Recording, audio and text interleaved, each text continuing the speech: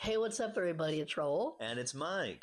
And we'd like to welcome you back to the AO podcast. Now, as you can see, yet again, Different location. A new location. We're experimenting this year. And also, if you see our hands, we're also holding these mini mics, which are connected directly to the camera.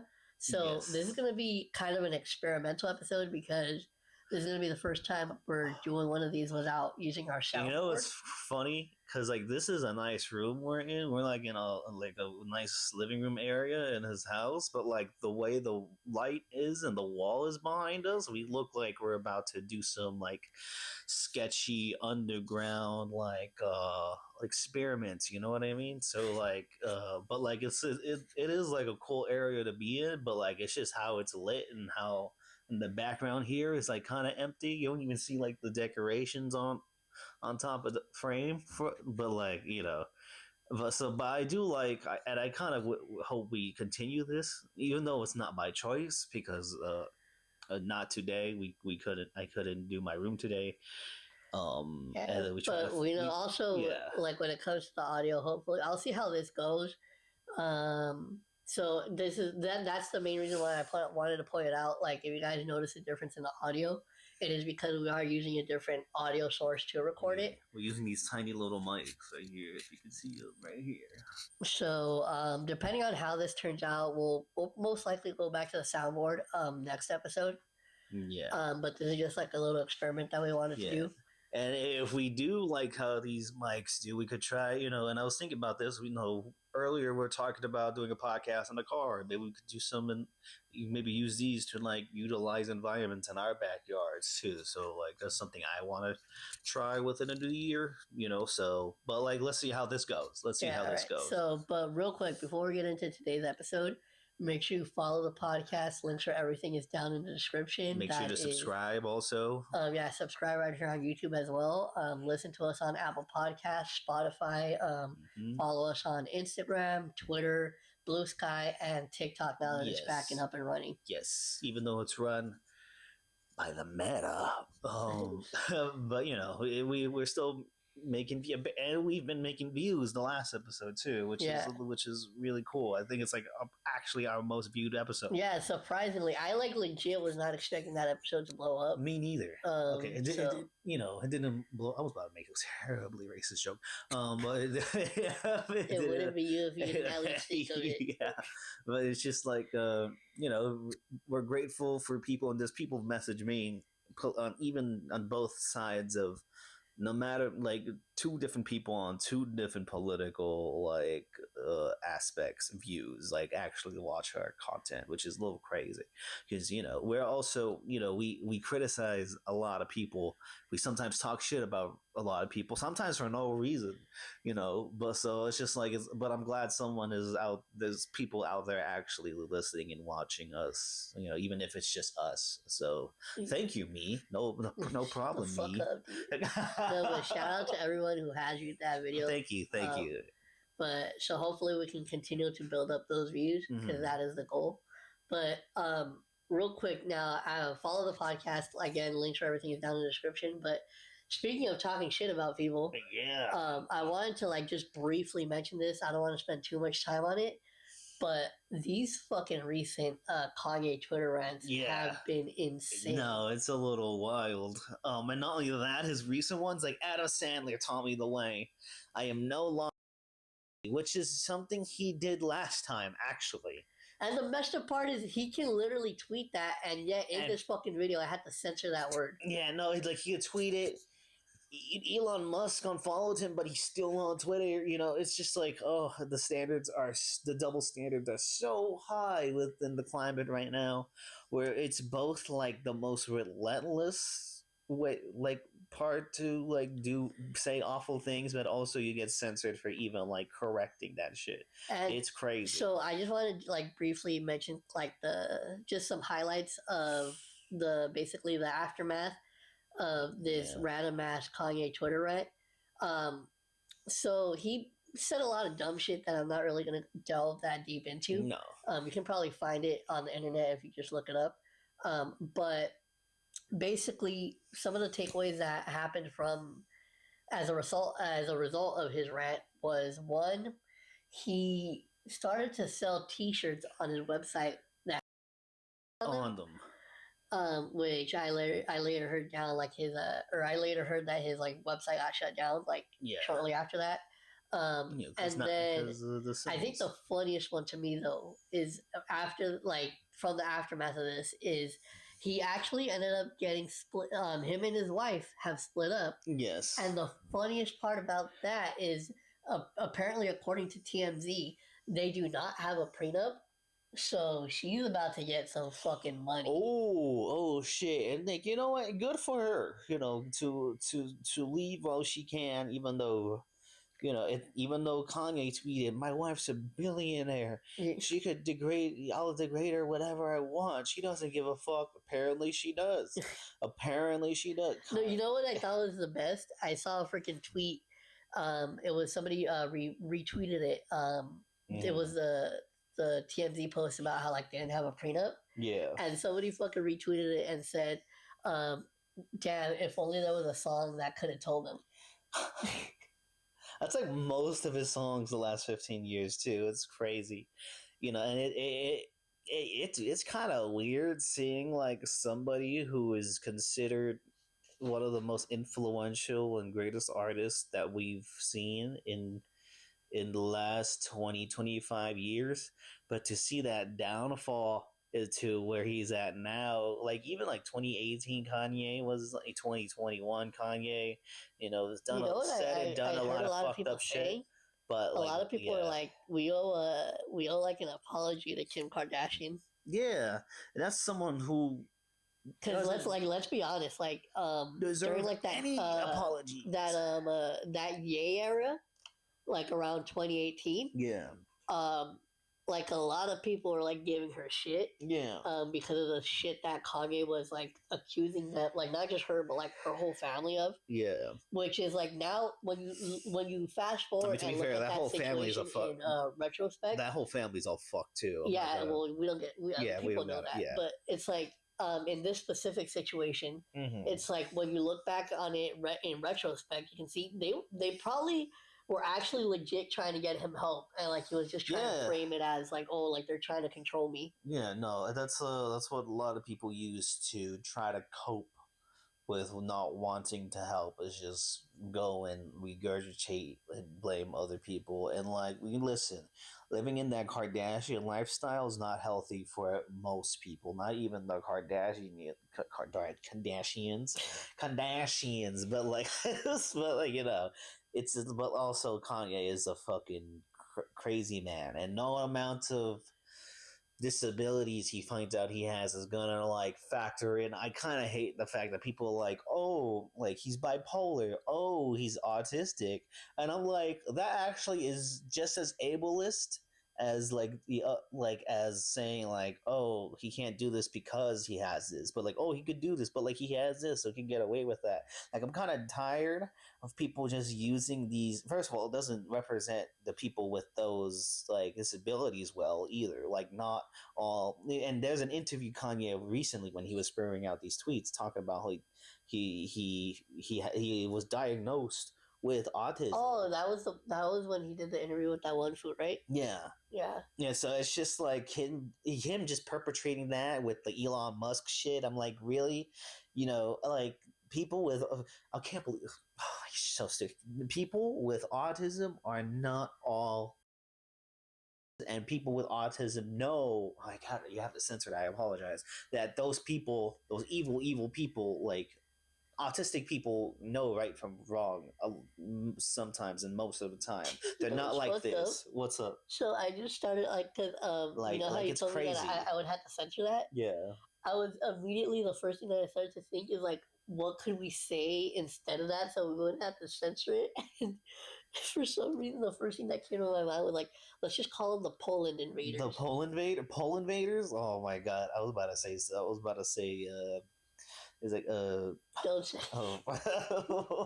But no. So no, the Poland invaders. The Poland invaders. You know, autistic people. A lot of them know they're bad. I know where you live in a culture where like low key, like this is how I kind of find that back in 2017, 2016, I kind of find out how fucked our generation was when I was like seeing like a lot of online activity of people just like Hitler. He has some ideas, and I'm like, no, no. First of all, he had one ball, and he was on drugs a lot of the time. One ball. It's like and I'm not fucking lying. He fucking did, you know. And then it's just like he was on drugs all the time, especially near the end when he was like in his breakdown mode, where he was just on everything. He was on Yeah, everything. you know what would have been crazy?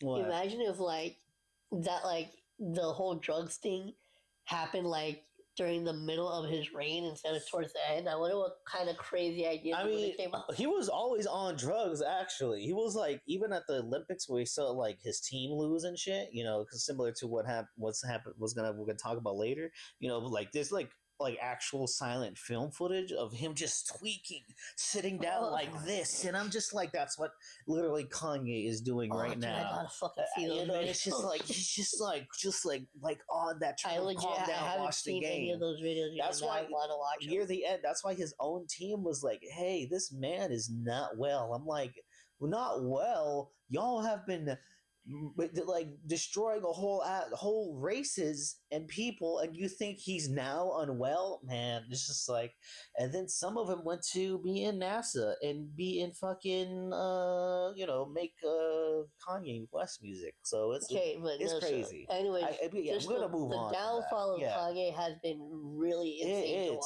It's crazy to watch. As, This man as made somebody who a like few legit of my still favorite remembers- albums of all time. I still remember. I legit still have a vivid memory of the first time I fucking heard "Heartless." Yeah. That song is still to this day my fucking jam. But it's just Kanye the person is like completely gone. Like My Beautiful Dark Twisted Fantasy is like top 10 hip hop albums of all time for me, and to see like the creator of that just as a fall down so flat with like the Vulture series and stuff. I'm like just artistically. Oh, and then mentally. apparently, speaking of the Vultures thing, I guess apparently after the tweets and everything that was happening, I guess Ty Dolla $ign stopped following him. Yeah, so there's going to be no more of those shitty albums and shit. I'm just like, oh my god. And then he's going to come back and make like music, and people are just going to eat it up again. And it's just going to be a whole cycle. That's just what it's going to be. Just like a whole toxic cycle of this man's like just worsening mental health that he refuses to get help with. You know, he's probably surrounded by people who don't give a fuck. Yeah, I'm not gonna lie. I am, even though it's probably gonna be fucked up because it's probably gonna like be sad. Mm-hmm. I am super curious to see how like the Kanye story is gonna end. Yeah, no, it's very, we still got a few years left, like maybe a couple of decades with Kanye, so we're not gonna. I still haven't seen that Netflix documentary about him. Oh, you haven't? No, I have not. I watched it around the time it came out. I heard it's really good actually, so I do want to check that. And one thing that like somebody told me is like it's really like a journey about how like Kanye lost the one conscious he had, which was his mother and stuff. Yeah. And like how that like warped his mindset, and like and losing like somebody's losing a parent, like is like a very hard thing. So but like also that's still not an excuse to be a fucking piece of shit. So fuck Kanye, yeah. Fuck Kanye West. So now moving on to something that was actually super fucking epic. That was really fun. Yeah. So the fucking Super Bowl. The Super Bowl. So now let's I guess I'll give my perspective first because we actually did do separate things for the Super Bowl. Yes. So I actually went out to it's basically it's this restaurant called Ojos Locos, and it's essentially like a Mexican version of Hooters. Crazy Eyes? Yeah. Basically, that's what it translates to. But, so I went there with Nick, and then I met one of Nick's friends called Brian. Nice. He came out with us too, and you watched it with your family, right? Yes, I did watch it with my fam. And I stayed home. My dad had the day off. He barbecued a bit. My siblings were there. My partner were there. We had a really good time. We had a really fun time. Yeah. Even like because people are surprised by this, and I think you are even surprised by this. But I know how football works. I just don't give a shit about the games. But I know how football is played, and I know how football just works. So I could watch I can watch a football game and know what the fuck is happening. So like, first of all, what game? No, wait, real is quick. fucking So, crazy. yeah, Like, before we get we it, got shat on. So Definitely Chiefs. I still can't believe you said that the last episode. My uncle, man, he's fucking hilarious. But the thing that I wanted to point out is, so we went to that restaurant / bar, and so we get there, and I guess it's so packed that we actually we're gonna have to end up sharing a table with like 2 other people. Ooh. But the funny part about what happened is, so there was since it was 3 of us, we were all sitting on like towards the wall, like on the left hand side. And what had happened is that we were waiting there, and that's when they came up and told us that like we were probably gonna have to share a table. So we're just sitting there and we're waiting, and we see these 2 dudes walk up and like they introduce themselves to us, and like we're like, all right, cool. So I guess they're the ones that are gonna be sitting here. But the funny part is, right next to us was actually an empty table. So those 2 guys just fucking said fuck it, and they just went over to the fucking empty table and just like sat there. Nice. They looked at you like, ew. No. But the thing is, like, so they thought they scored, right? Because they got like a whole table to themselves. Yeah. But then, like 10 minutes later, like some other people came to sit with them. Oh my god. No, but then so we were like chilling for, I think maybe like 30 minutes or so. Well, after we got there, and then finally the 2 dudes that were actually going to sit with us showed up, and so they introduced themselves. One of them, his name was Brian. He was actually super cool. Like we actually like ended up like talking a bit. It was me, him, and Nick. Yeah. And Nick's friend Brian. Like his other friend was kind of quiet. Yeah. So we mainly just spoke with him, but like shout out to him because we actually ended up having like a really fun time, like just sitting there with them and like watching the game. Yeah. But now going to your point, that game. So as somebody watched, wait. Because you don't like either team. No, I don't. So, but as unlike Mike, I'm actually really into football. So like I knew like I had been following all the games and I had been seeing like what this game was going to lead up to, and yeah, like Mike said, I don't care for either team.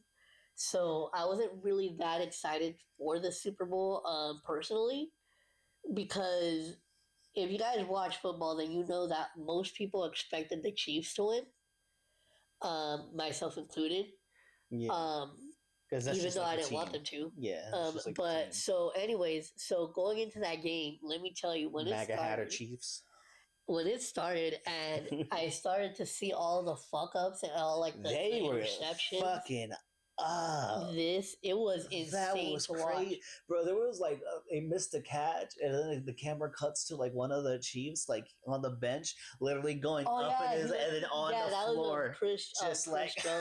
Chris Jones just on the floor, like, no, God. And I'm like, oh my God, I feel for them because I'm watching it. You know, like I know of football. I play like like I want to say underground, like just like playful football, not like. Oh, I was gonna say, what the fuck is underground football? I was like, not underground football, like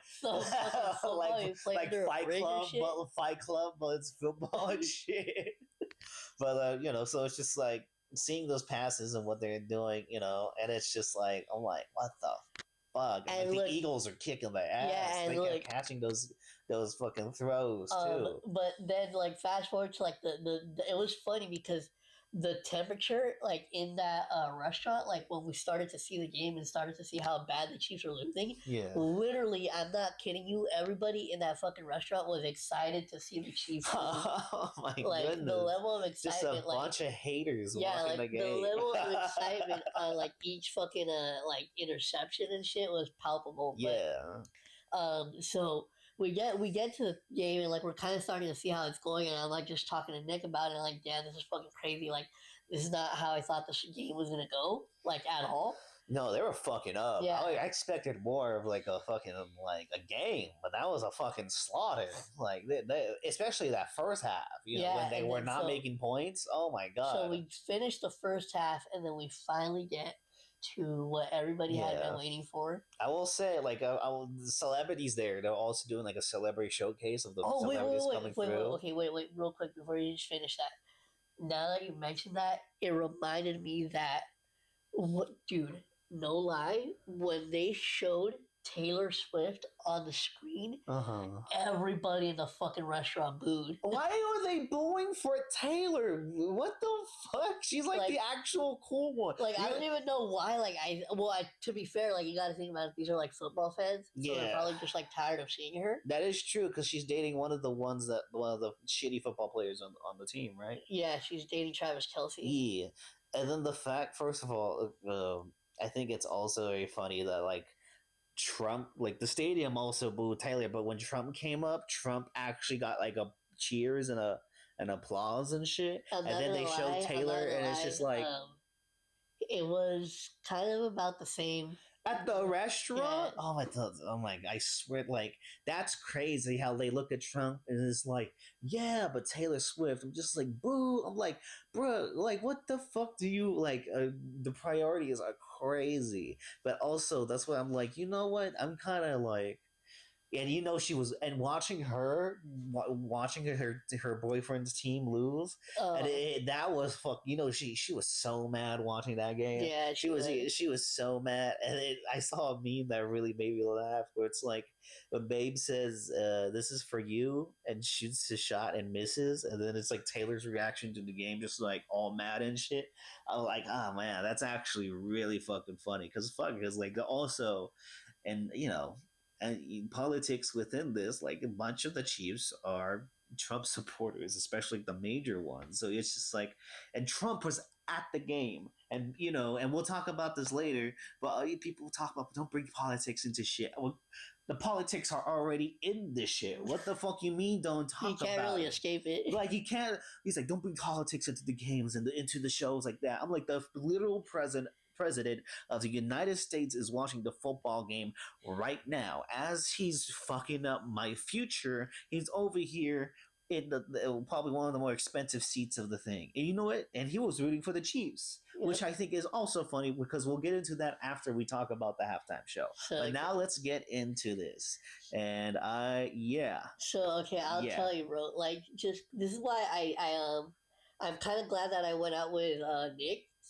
And his friend to go see this like somewhere because it's like you can tell the difference versus like just being like with family or friends like where you're watching because obviously like it's still hype but it doesn't like really like it like just being in an actual whole fucking place where everybody's fucking lit is like a whole different feeling. Yeah, and also like you know Kendrick Lamar is a newer artist. He's not he's the most famous rapper right now, obviously. But like also he's not like a Beyonce or a Taylor Swift or Bruno Mars. So like your grandma's not gonna know. I think he's bigger than Bruno Mars.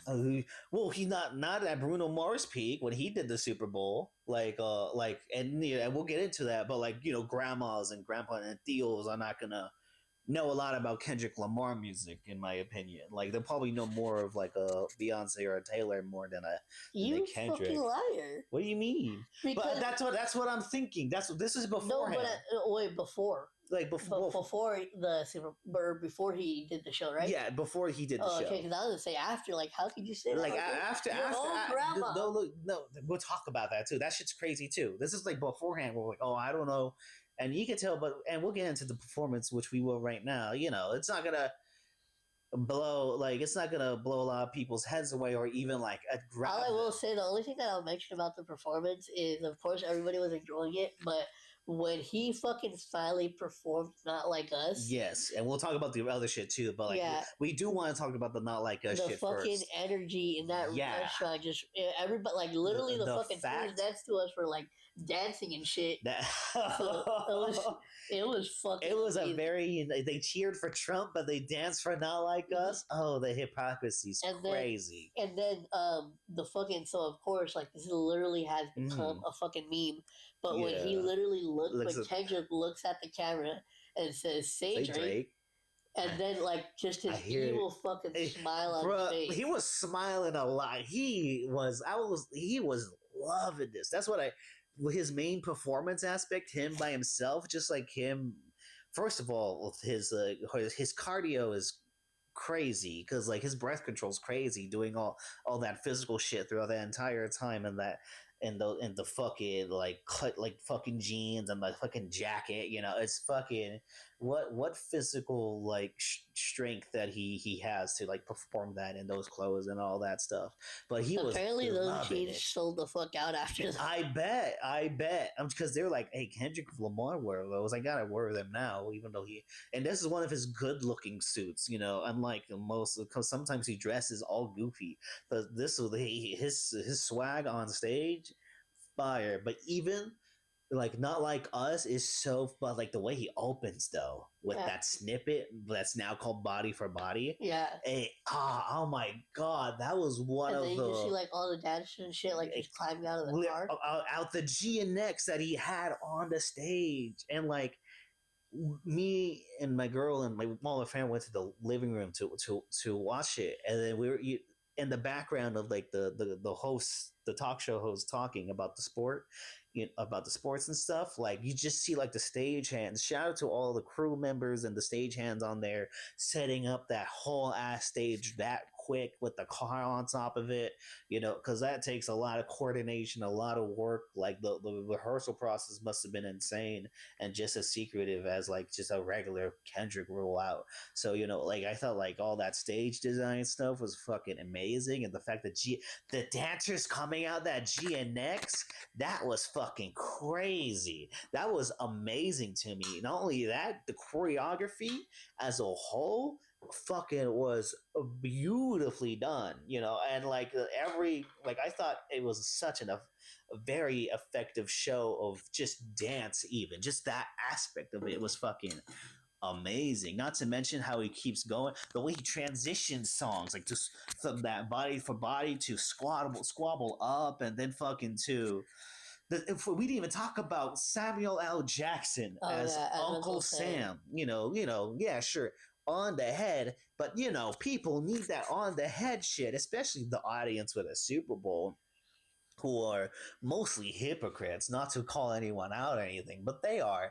But like, and it's just like the fact that he was willing to do this type of like concept for the show says a lot about Kendrick's will to just be like, I'ma just do what I want to do. I don't, yeah, I got the hits with me and stuff, but I want to actually talk about the shit. It might be in the most more bare way possible for like a large audience to consume, but even then, like a lot of people, and we'll talk about the criticisms of it. I do have my criticisms too of the show, but like the fact that he was willing to just go forth on that concept 100% while performing bangers after bangers, from classics to his new album, I think is like just commendable, because like you could just do like all the pop shit and have a big grandiose performance and all that, but like I really liked what he did throughout this whole thing, like from Squabble Up to like to DNA and Humble, and to Man at the Garden, and then Euphoria at the fucking Super Bowl. I was shocked. I fell off the fucking couch. Like I was like jaw dropped. And then like he fucking goes into Peekaboo. People are criticizing that song for being there. I really love that. I really love that shit. And then like to Not Like Us, and then the little interludes was like, yeah, he's like, but they love to sue and shit like that. Yeah. Like he was on Drake's ass throughout this, because not only is it like a concept of like Kendrick's will to break America's rules for entertainment purposes, but also just like a giant, just major nail in the coffin fuck you to Drake with Not Like Us, like him smiling throughout the thing. You could tell he was just having fun, which I really like, because sometimes you see those big bombastic performances, they're all controlled, they're all serious, but Kendrick, he knew he was making history and having the time of his life. And not to mention SZA coming in with Luther and All the Stars, which slap so much. And I think the choreography in those two songs specifically are fucking amazing, and then he ends it with TV Off. Yeah. Like that's the perfect way. And then at the end, it says game over. Like, not only that, it's the whole game concept of like playing this game in America it's as like an the stage is entertainer. like a PS5 or PS4 controller. Yeah, and apparently, like the little like button things in the beginning were like a GTA cheat code. I don't know how true that is, but that's actually kind of insane. He got the extra live cheat code and shit. So I think my. Is there any other positives you have about the show? That's something that I didn't talk about. I kind of took over. I apologize. I really liked it. I really liked it. I really did. Like when I have a whole fucking summary of it. Yeah, I mean, it is. I mean, the main complaint I have is like I don't think he was. I think Kendrick and Dave Free were more focused on the cinematic aspect of watching it at home. I don't think they really utilized the field for both the cinematic aspect of watching it from our home, but also using it for the field as a whole. Like if I watched it live, I probably would have been like, "Oh, that was cool." Like honestly, like I probably would have been like, it would probably. I would have probably had to watch it later to really appreciate it, which I like in my art, but I know a lot of people don't. But like I thought, I think he could have used a live band, especially for like a bunch of those hits. I think that could have been really cool instead of like just pre-recorded giant speakers. But like, yeah, that's my main criticism is I don't think he used the theatricality of that stadium enough. Well, like, I like it more than the Rihanna one, but at least Rihanna was like hanging on the fucking like things and shit. And she was fucking pregnant. And she was pregnant, which like that alone, of like imagine watching that live, holy fucking shit. Or like even like because I do like the Michael Jackson one, the Prince one more, the Beyonce one more. There's other halftime shows that I do enjoy a lot more than this one. That being said, I do really like this one really much. I think he got his point across thoroughly and did it on one of the world's biggest like stages. Like, and football is so Americana for sure, but this shit's worldwide. Like motherfuckers in other countries are watching this shit. It's pretty insane. Yeah, but just to wrap that up, I thought it was a pretty cool show. I liked what he did, like concept wise, and I loved like the overall message of it, and just the way he addressed Drake, and like with that evil ass smile, which has now become a meme. I just thought it was a cool show. Like I don't think I would say it was like one of the greatest, but I still enjoyed it thoroughly. But if I had to give it a rating, I'll give it like an 8 out of 10. Like I think it did its execution so gorgeously. I do think there's other aspects that could have raised the impact higher as a viewer. But even just looking back and watching like the performance over and over again is very entertaining, and they have the whole show in audio form on Spotify, which when I found that out, I just kept playing, especially because that beginning with the GNX body for body snippet, oh my god, that's like one of my favorite things Kendrick has done in the last year. I love that beginning. Yeah, well, there is still that rumor because it was I think Lefty Gunplay who was featured on the end of TV Off. Yeah, crazy, scary, spooky, hilarious. It was that he was doing some sort of interview, and I think he had kind of let it slip that GNX had like a deluxe version. Mm. So there's still a chance that we might get that. So who knows? I hope so. But then we have to talk about the aftermath. First of all, he kept breaking he's still breaking records. Oh yeah, Kendrick. The Spotify. Yeah, shit. The Spotify, like he's at 100 million. That's weekend numbers. That's nuts for Kendrick. And people are like, oh, and not only that, people try to downplay the viewership of like Kendrick's popularity. When the facts came out, he was actually the most viewed halftime show of all time. And people try to downplay his like impacts. It's like very funny to see. Like he's like, and then not only that, right now, GNX, Good Kid, Mad City, and Damn are in the top 10. Like people want to try to pull the numbers game, but when you try to flip it back at them, they try to be like, nah, that's false game. That's what bots, man. It's bots. Now, real quick, the one thing that I do want to talk about, since we're talking about numbers, I I want to talk about the new Drake and Party Next Door album briefly because I actually did listen to it. I was supposed to listen to it. I did not. I'm sorry. And so I'll just give like my very brief opinion of it because like beef aside, I went into the album with an open mind. So after listening to it, I gotta say there's only just a few things I want to say about it.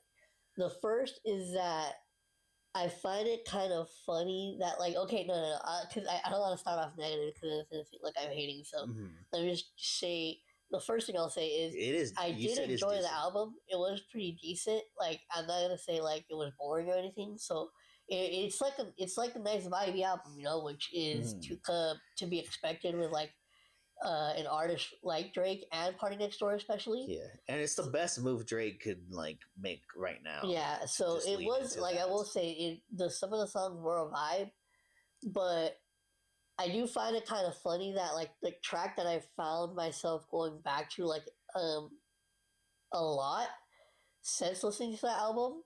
It's a track on there called Pimi's Dilemma. And that's actually kind of sort of, I wouldn't consider it like an interlude because it's sung by an up and coming artist by the name of Pim, which is PIM. And she's the one that like is basically like just a track to herself. And she's just like singing on it. And I really loved her voice and what she did on that song. So that was legit my favorite song on the album. Yeah. Not to say like again, not to say that any of the other songs were bad. They were okay. But I will say though, when it got to fucking Meet Your Padre. Yeah, I heard that one. I legitimately got fucking upset. Professional Mexicans here. Because here's the thing. This is not the first time that Drake has tried to do this type of sound. Like he has because he has that like the first one that I can remember that really popped off. He had that. I don't know if it was like an official song or if it was supposed to be like a remix. But didn't he have that song with Bad Bunny called Mia? Yeah. It was one of the. I don't know what the song's called, but it was. I do know there was also a song on For All the Dogs. No, but this was before that. Oh yeah, I have no idea. Yeah. I think that was like the first. That I don't know. I think that was like the first major like Latin pop hit that Drake tried to like hop on, if I'm not mistaken.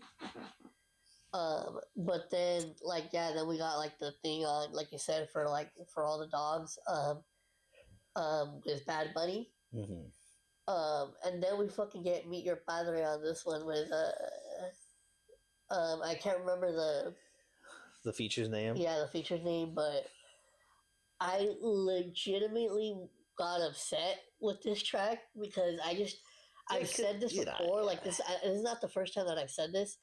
I really dislike Drake trying to do this type of sound because from what I've heard, it's like just not for him. Like it doesn't sound good. It's forced and corny.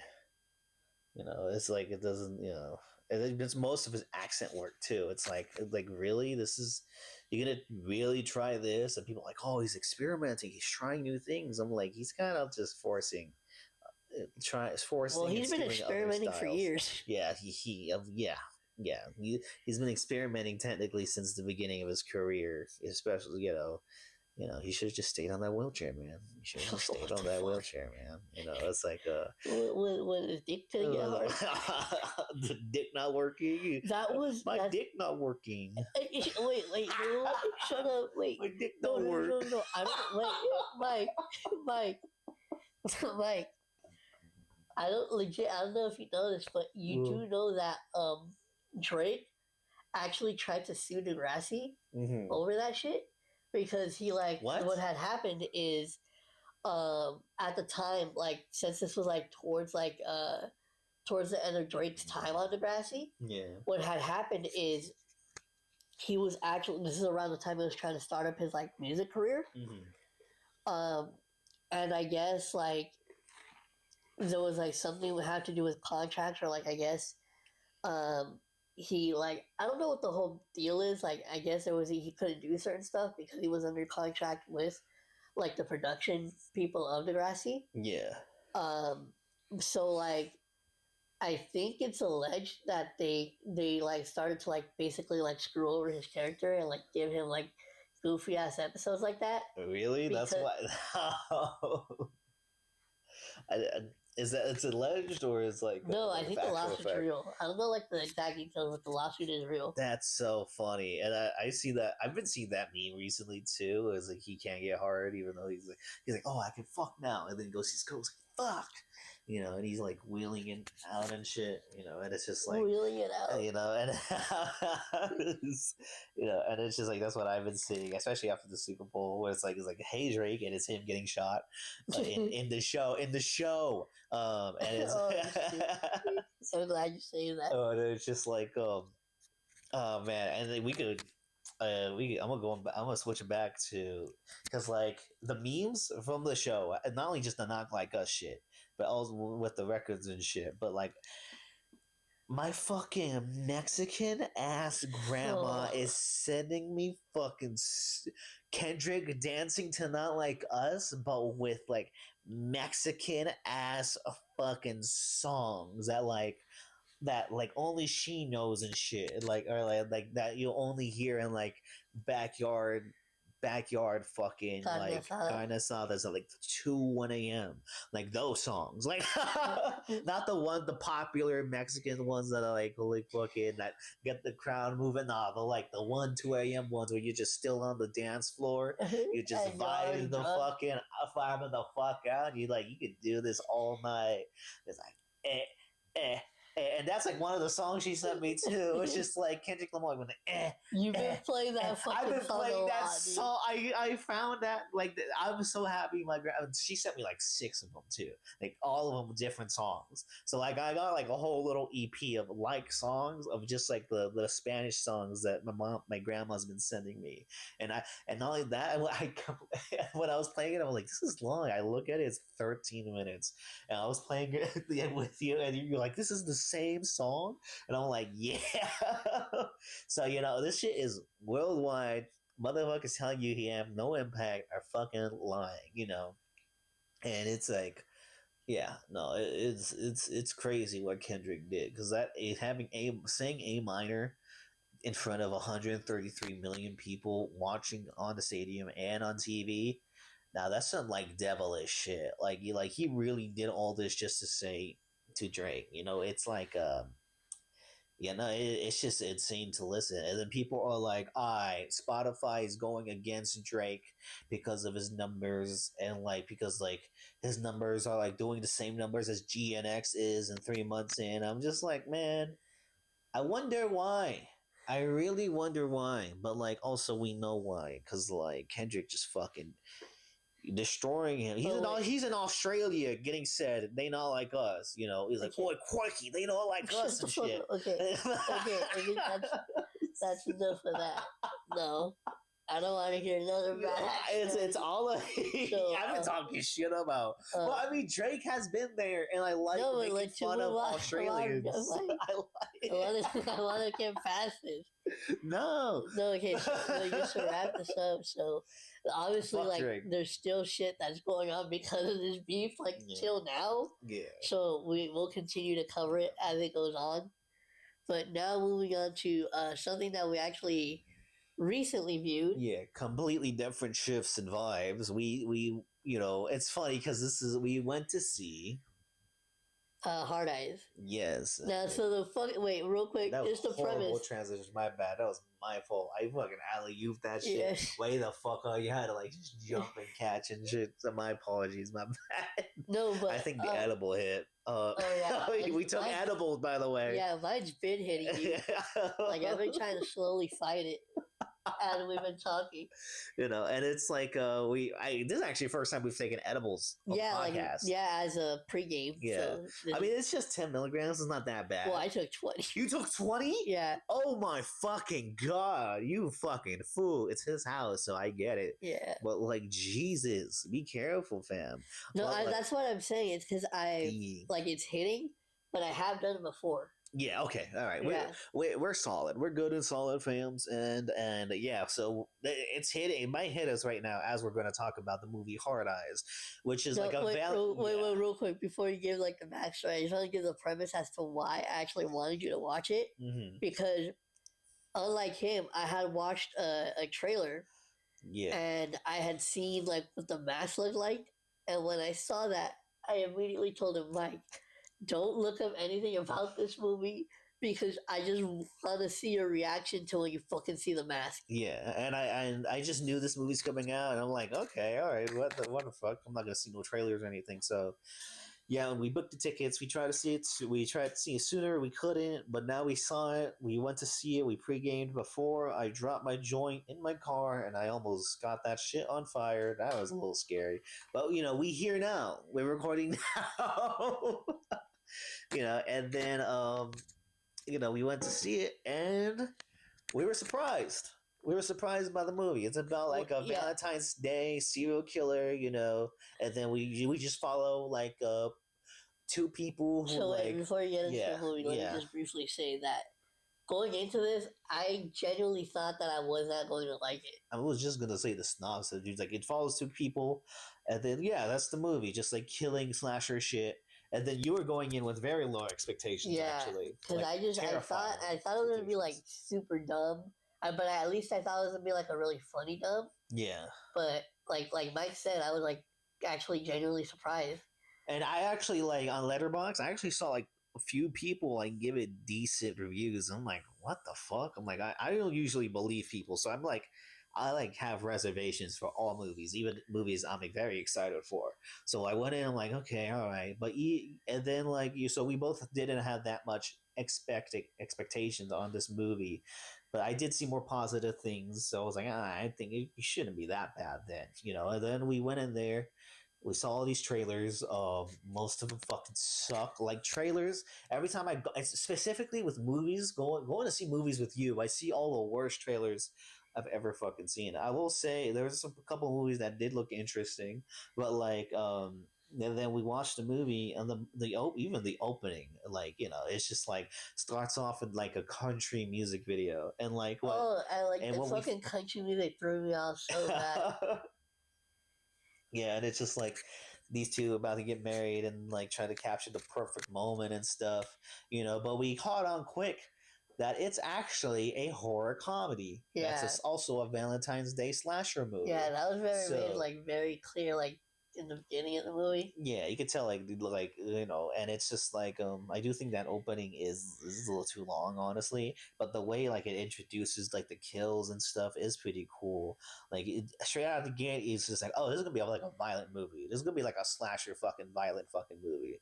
With lots of gore, lots of gore, lots of kills, and it's not an abundant like bloody gory movie, but it's got some actually decent like kills in this movie, especially one of the spoilers for Hard Eyes, by the way. But like if you want just like a quick review of us, I would recommend it. I thought it was a little mid, but I also think it's better than I thought.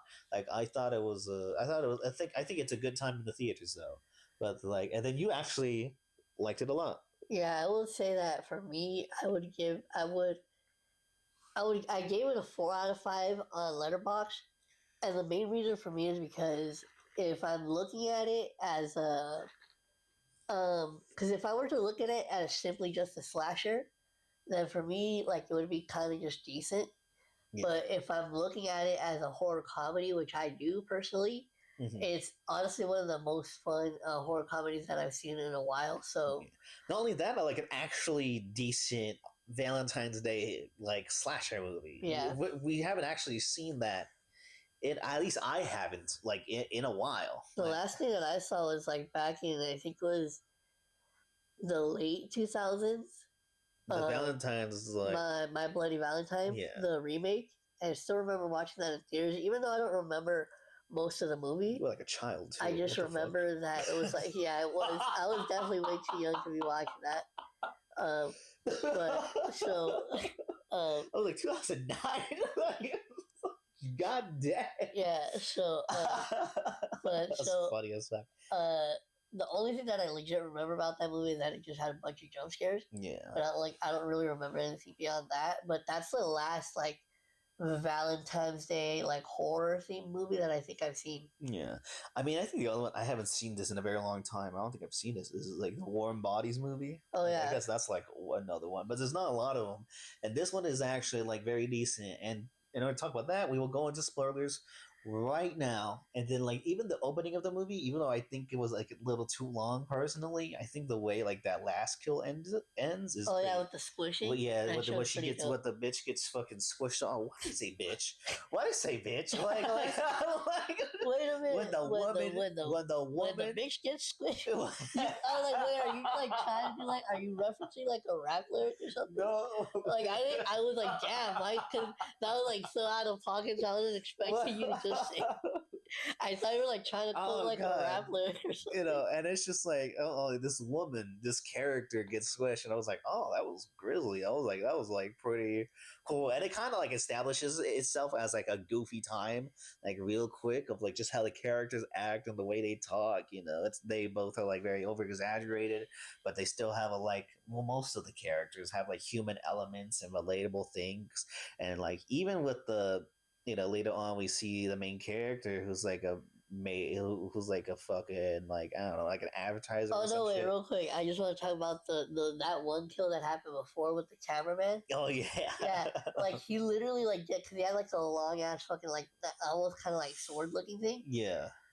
And he like basically shoves it through the lens of the camera into the cameraman's eye. Yeah, And I was like telling Mike, like literally, I just randomly said this as we were driving home. yeah, I was like, I don't think that's physically possible. Like, yeah. I don't think that kill could have actually happened. I mean, who knows? Like, the cameras are pretty flimsy things, so even despite how expensive they are, they could be damaged really quick. So, like, I'm not that surprised. But also, that was also a really funny kill. I like how, like, the kill. Also, it reminds me of a little bit of, like, Terrifier the Killer, because he just has any weapon.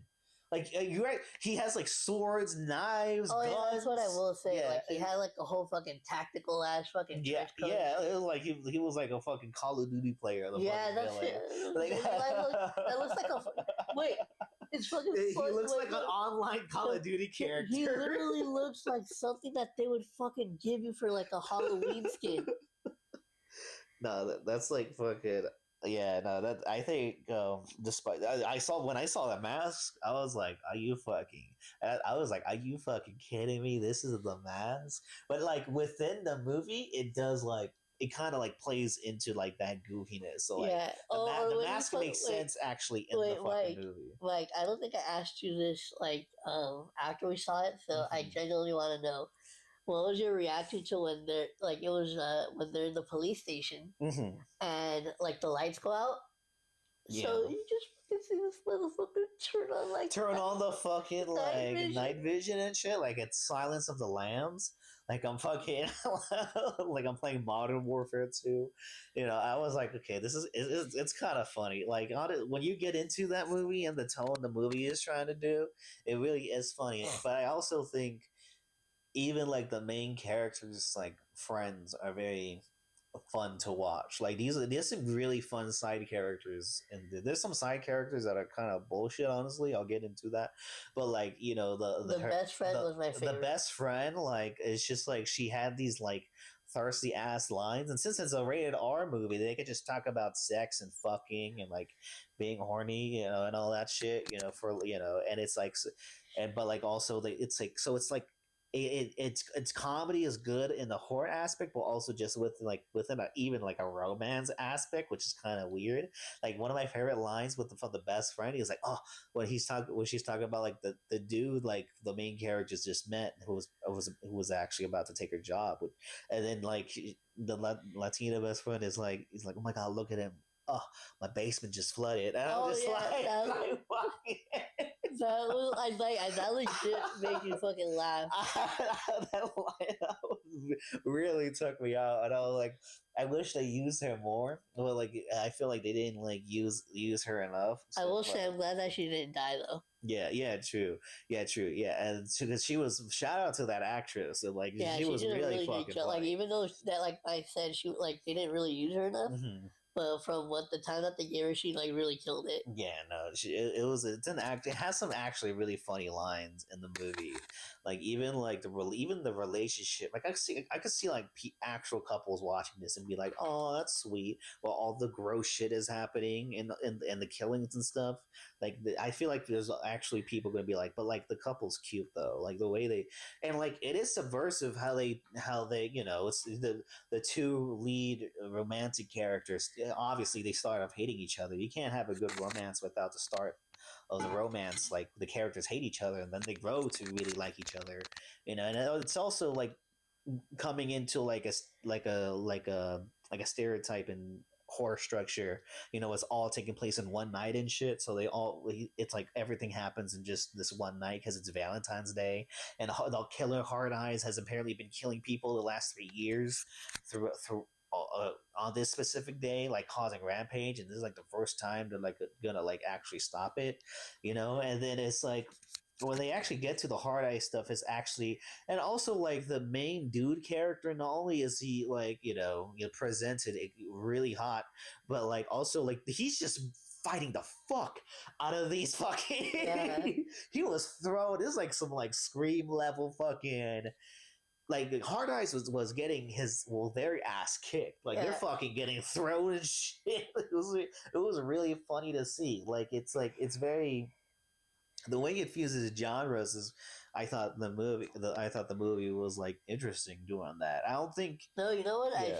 I think you told me this like after we watched it. Yeah.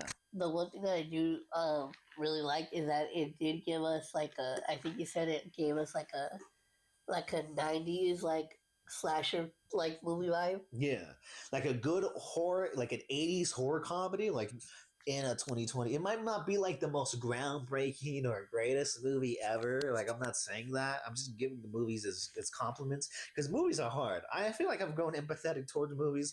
Emilia Perez, no, I like. No, you haven't grown empathetic to that yet? Huh? Yeah, I haven't grown empathetic to that one yet? No.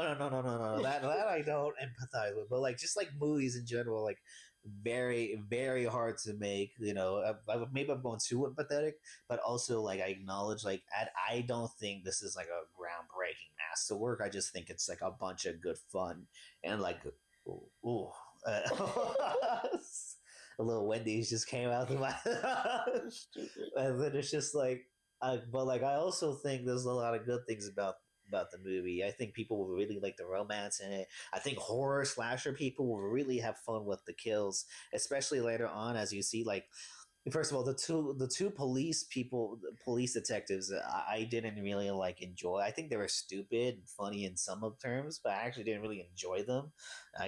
But like I do like the fact that it's just like one of the cops turns out to be one of the three people playing Hard Eyes. Yeah, because they're all like. Oh wait, real quick. Now that you mentioned that, like, we skipped the scene where they kill one of them, like in the movie theater, in the drive-in movie theater. Yeah.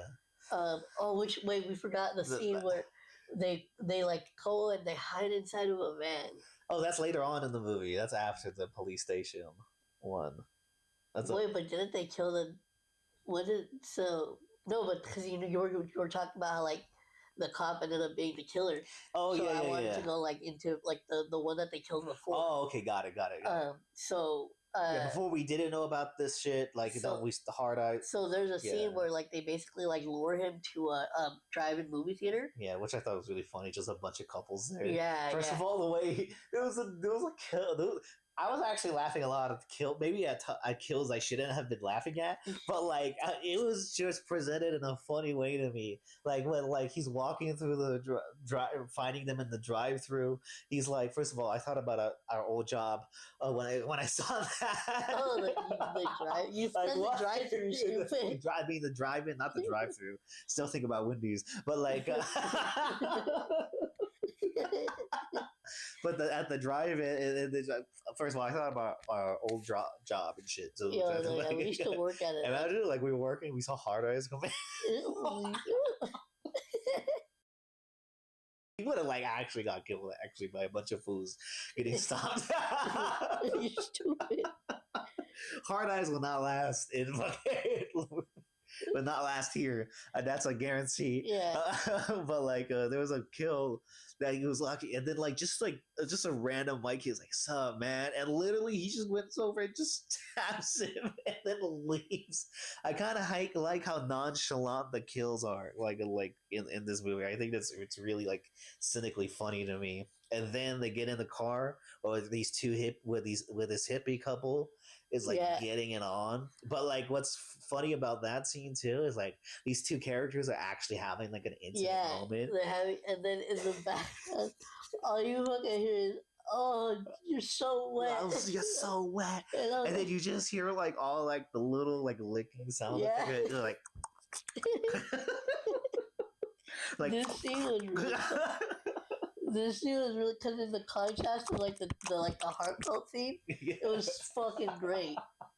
You know, and I was like, I don't think I think that's such a really funny way to like infuse the comedy with like attempting to like actually like lengthen out these like character arcs and stuff, you know. And I thought all the actors did like a decent job. I don't think they blew me away or anything. I actually think a couple of the actors did a bad job, but like you know, and I'll get to that in a bit.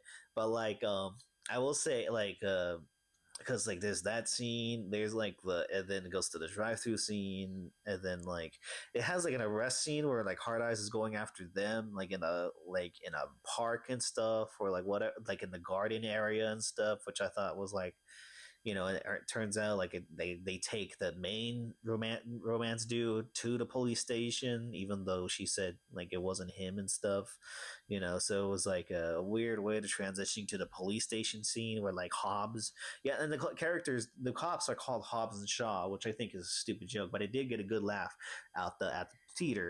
But also the theater was actually packed, like booking the tickets here, like most of the seats were taken, and it was like a fun movie experience too, with like a crowd, definitely like a crowd pleaser of a movie, you know. And then the police station scene I thought was actually a really really cool scene, you know, to set up and all that.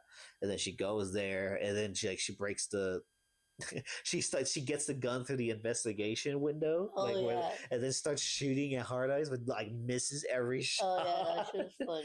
And then when she tries to like jump over to like help her, she fucking falls. That was great. That was actually really fucking funny, you know. And you know, I do like these characters actually fighting back in this situation, but also like always getting hurt, always getting beat up and stuff.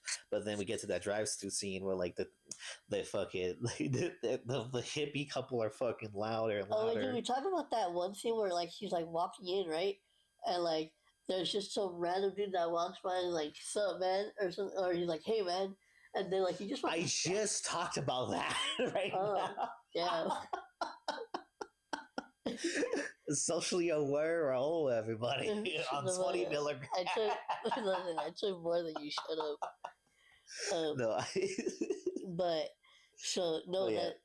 And then like the dude gets killed while he's getting fucked, and then like the chick starts screaming, and then she gets like the wrench just like fucking shoved in her fucking shit. I was like, whoa, that's gory. Like a lot of good gory kills in this fucking movie. Like it actually, you know, it was really cool. And then like when they actually do kill him, the two main leads. Wait. So the way they fight back is they have to pull out the trap or the whatever they use from the body of the victim, and then they're like, "We could do it." And he's like, "Oh yeah, they fucking like just do it together." And it's like the slowest, most uncomfortable way to pull a weapon out of a victim, but it was really well done. It was really funny. And then they actually kill the killer in the drive-through and shit. Yeah, and then she starts vomiting. Yeah, that's the one that she legitimately took me out, because I don't think I've ever seen that type of scene in like any other type of movie. I know, you know, apparently, like, I'm finding this out by myself, like, vomit scenes, and it make me laugh a lot. Like even like Sopranos, like, has a lot of people just vomiting, but it like makes me laugh so hard. So like it's just like, you know, the Beavis and Butthead do the universe like had a vomit scene which really made me laugh way harder than I should have. So like the way which one? The Beavis and Butthead do, Oh, do the the one universe when they were in space. yeah. Yeah, and I showed you that movie. Yeah, Right? yeah. And then like you were even surprised when I was like laughing. Yeah, So, I legit think that was gonna get that big of a laugh out of you. that shit was fucking funny, bro.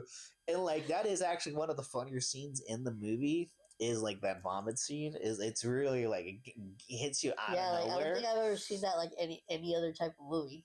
It hits you out of nowhere, and it's really funny. It's really funny. And then like they find out later, oh shit, the killer actually has like the hot main dude. So like she goes to this church that was like Oh wait, but real quick, yeah. before we get to that, when she was at the police station, like when she barely gets there, we see this random dude who's like working as an IT guy Yeah. for the police station, and he's like kind of starting to chat her up, and he like just randomly shoots a shot with her.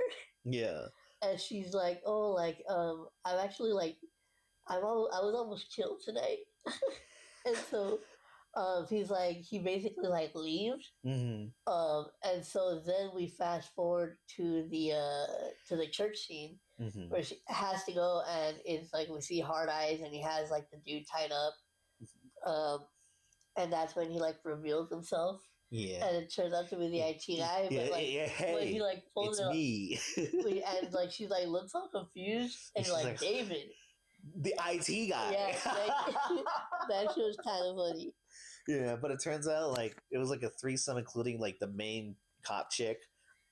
You know, and it's just like, oh well, they all get like a fetish out of just killing Valentine's Day people because they're all so lonely. And also, actually, after the vomit scene, when they kill like the first person, you know, they take off the mask and they see this random dude, and they were like, "Do you know who that is?" And he's like, "I have no fucking idea." that was a really funny scene, you know. So it's just like, and then you know they get to that final battle, they kill each other and stuff, and like the dude, the main IT guy, has wax on him, which is actually pretty cool. And then like the main chick pushes the cop chick into like the sword in the church, and like yeah, that was really cool. The final deaths were pretty cool. Yeah, they were actually like really cool, and I like how like you know it's like and then it ends all happily and shit. You know, it's like an actual happy romantic ending. Like you take out the horror shit and you leave the romance in. You know, it would still be like an actual like Valentine's Day movie, but it just has a lot of horror shit in it. You know, and it's like you know it did its job. I think it's I'm not gonna say commendable feat. Actually, it's not like a fucking masterpiece. And, but I will say it's like it's definitely that one like. I like for couples out there that like when they if they do celebrate Valentine's Day, I feel like if they're horror fanatics, yeah, I feel like this. Well, not even horror fanatics, because like you said, there's like a lot of like legit like romantic comedy elements to it.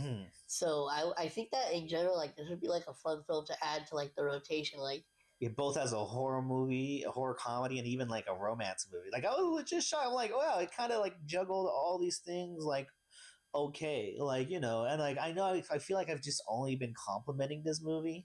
First of all, I think the main cop chick, I thought the main cops actually, I think their performances were terrible. I did not like them at all. So it's just like I don't think. And like my favorite stand-up performance is like the best friend, but she wasn't even in it that much. I think the main two characters were cool, and I thought everybody did like an okay job. But they did the job that they needed, and I thought that's like you know it's fine. And I don't think like the story itself is like oh what the fuck is like you know it knows what it is, and it's just gonna be like all right, we're gonna bring the romance shit, the horror shit, and the comedy shit, and you know we're just gonna do this. You know, and shout out to all of them. You know, they made like, and it's a crowd pleasing movie. You know, it's actually like making like is being a hit. Yeah, like the movie was getting laughs in the theater. Yeah, so like a lot of people were like very much enjoying it. And I think it's just, you know, it's a movie that definitely stands out. You know, I don't think it's like the greatest movie ever, but it's one that like definitely like you know stands out amongst the crowd. I will say for me, it stands. I'll put it into my favorites of like horror comedies for sure. Yeah, it did have some really funny scenes. But you know what it is because it kind of you know what like vibe this movie gave me. I would consider this another like even though it's technically also a slasher, Um, I would also kind of also place it in the category of a horror comedy. This kind Yeah, of it gave is. me the same vibes as like Happy Death Day. Yeah, yeah. I haven't seen it, but I know like I've seen some scenes, so I know what you're talking about. Yeah, That's like like a because I actually watched that movie and actually like I like as a horror comedy I enjoyed it. yeah. So I definitely think this movie does what it set out to do, but I don't think it's like oh, I think acting great. Like, I think the kills are cool. I don't think they're like the greatest, but like I think it's a solid movie though. I think it's a good. I think it's a solid like a well put together like fun movie. It's like I was surprised too. Like, oh wow, like there are a lot of things in here that like they actually like tried to do, or like they did well. And do you have anything else to talk about the movie? Oh wait, I was gonna say what was the name of that one movie that I really fucking hated? That I hate. It was the one with the killer and like most of the shots were like in the. Oh, In a Violent Nature. Yeah, I was gonna say I still like it more than In a Violent Nature. Oh yeah.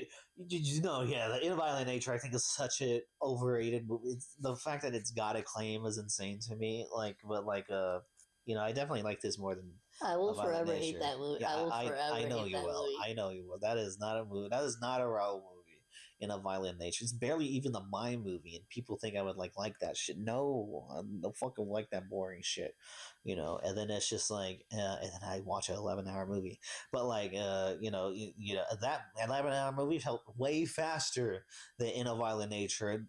90% of that 11-hour movies, motherfuckers walking, but like it was much more interesting than In a Violent Nature. So But that's yeah, to wrap it up, I yeah. think So I give it between like a 5 or a 6. Right now I'm at a 5 because like there's like other elements where I'm like, yeah, all right, fine, whatever. But it's still like a 5 is like an average. Like I still think it's like a well put together movie that does its job. It's just not like I would rather watch like actually like my horror comedies are like I don't know fucking Hereditary and like fuck like to me that's funny. To me that movie's fucking funny. oh, And to like Talk to Me even I think is like a funny. Talk to Me is understandable. Fucking Hereditary. Hereditary is really funny when the bitch got its fucking. Nah, you keep saying, but it's a child.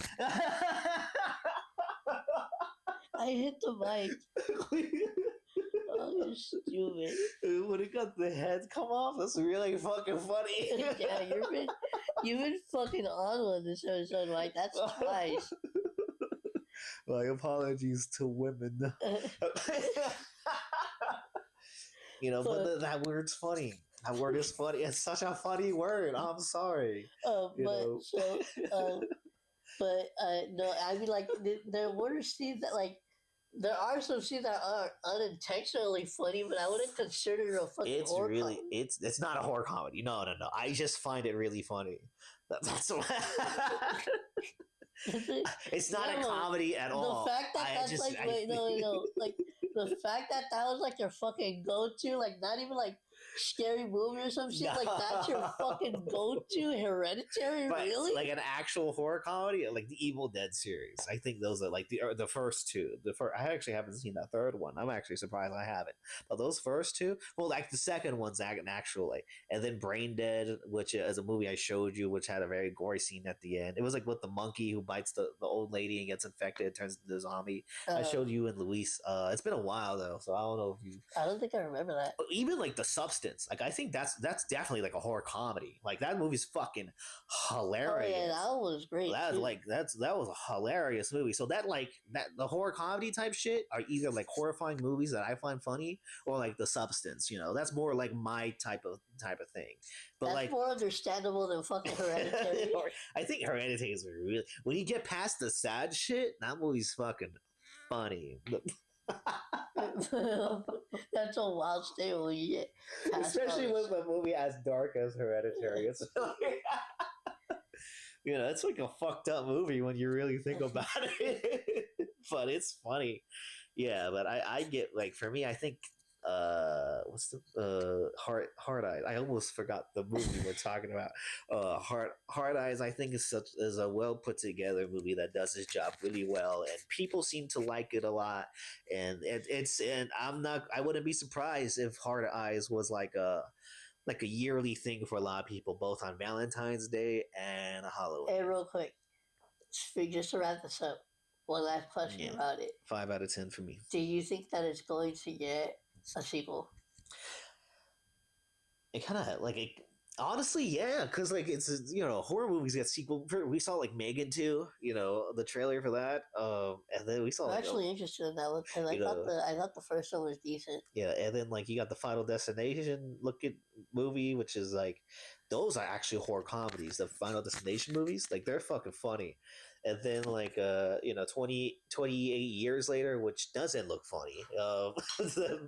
But like it still looks interesting though. So like yeah, we're getting a lot of interesting things this year. Even because I think this is like a better start off than like what the fuck we watched last year. Like, and I don't even remember, but like yeah. So it's just like 5 out of 10 for me. But it's not a dig because like it's still like a really well put together, well made movie. It's just like this it's not doesn't have a lot of my preferences. That's all. But I think you should still go see it. All right. Well, that just to wrap that up. What's your rating? Huh? I'll give it a 4 out of 5 as a horror comedy. Yeah. Well, I'm really glad you liked it. Really glad you liked it. So, anyways, to wrap this episode up, we're gonna do our recommendation. Yes. And what do I have? Sorry if I keep looking at the camera, audience. I'm looking at myself. I'm like, this is the wrong shirt. I should not have worn this because I look like a big circle right now. What have I been listening to? Actually, I've been jumping a lot to a lot of places. You know what? I'm gonna recommend a very popular album y'all have already probably listened to because this artist is popping off right now. One of the most popping off artists this and last year, and the year before. It's just like Chappelle Roan, The Rise and Fall of a Midwest Princess.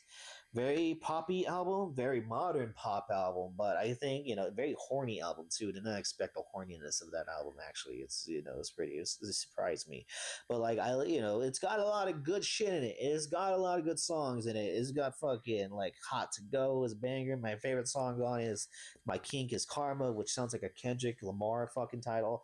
And like obviously Pink Pony Club. I've been playing that shit, but like lots of poppy bangers that like have a lot of great musicality in them. A very accessible album, very horny album, but it's a really good one. The Rise and Fall of a Midwest Princess. Chappell Roan. I said Chappelle Roan. It's Chappell. I keep confusing it. Like it's Dave Chappelle. No, it's Chappell Roan. All right, I'm done. All right, I think mine. I actually can't remember if I've recommended this song before. So this might be a double recommend. I've probably done a lot of double recommends. Really? Yeah. Like what? I have no idea. I keep forgetting. I forget what I say on these things. It was also because I have a feeling I might have recommended this before. Well, anyways, so if anything, it's just a song I think it's that good. You have to go listen to it again. Yeah. So I believe it's pronounced Black, the artist names, but like it's spelled like with the 6 instead of a B. Mm-hmm. But I think it's still Black. Cause I don't like 6 Lack sounds kind of weird. Yeah, it's Black. It's Black. It's Black Roan. Yeah. You just keep going. Just keep going. I was about to say something. Oh. Okay, his album from 2023, Since I Have a Lover, I actually really enjoy the title track of that album. I just really like the vibiness of it. I just really, really like the vibe. And then like it kind of switches to like a transition to like some sort of like euphoric like sounding instrumental like towards the end of the track. Yeah. So it was just a really nice track. So again, that is the title track of the album "Since I Have a Lover" by Black. Mm. That I just really like that song, so that's gonna be my recommendation. Yeah. But that's gonna be it for this episode. I'm looking a little chunky right now. Now, make sure you like and subscribe to see more fat shit. And then on your face. make sure you stay tuned to the next episode because in the next episode, What are we doing next episode? well, I don't know what we're going to talk about yet, but one of the things that we are going to do for sure. Tune in for the next episode for what? I don't fucking know. Shit. I was like, they just fucking find out. What a fucking. You didn't let me finish, bitch. Okay, what's happening next week? I don't know.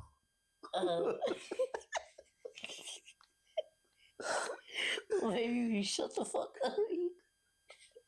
No, but in the next episode, one of the things that I know that we are going to do for sure is we're going to be doing our bad album of the month. Oh yeah, we go next week. Yeah, because this is the one that we're going to do for like the next month. Oh, okay. Yeah. All right, cool. We gotta come up with some albums. Oh, yeah, because I think we have like I got a different phone recently, so I don't have that app that I had on there that like had the wheel. Yeah. So I have to re-download like an app like that. So we're probably have to pick all new albums because I'm not gonna have the ones saved on there. Yeah, no problem. I mean, I remember most of the albums we didn't pick, so if you remember them, then let me know because then I can just add them on there. Yeah, we need to add like a couple more on there too. So right. Yeah, we gotta do that. Yeah. And the albums we've been reviewing, fucking shit, fucking shit albums with a lot of shit things in it. Like I remember last episode, I think I put Chance #1, maybe like the worst listen because it's just how long it is. But I really don't. I think I'm actually I agree with you on that. I would place it so far at #1. I fucking hate that Green Day album. That shit. You were passionately hating that album on the last. That last episode was so insanely fucking hateful. I was like, oh.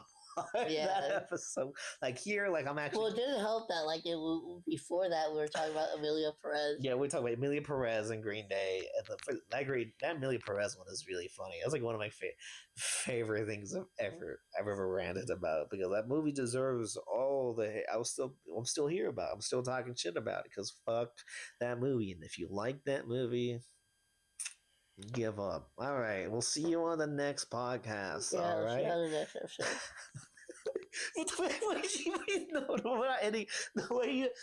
We're just singing on the next episode right there. Wait, what? That's what you sounded like. You were so low. You're like, we're just on the next episode. How the fuck would you know, bitch? We don't have headphones. No, you were literally right here next to me. Just like it was like here on the episode. Like, comment, subscribe. Maybe you have fucked up ears. No, you're fucking it's fucking tiny ear fucking.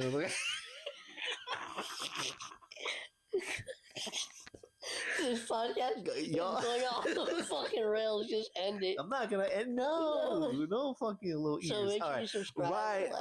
Right, comment, subscribe. like and comment and subscribe. Yeah, but listen to us on the other shit. Follow us on our other shit. Peace, fuckheads. Oh, cock, semen. All right.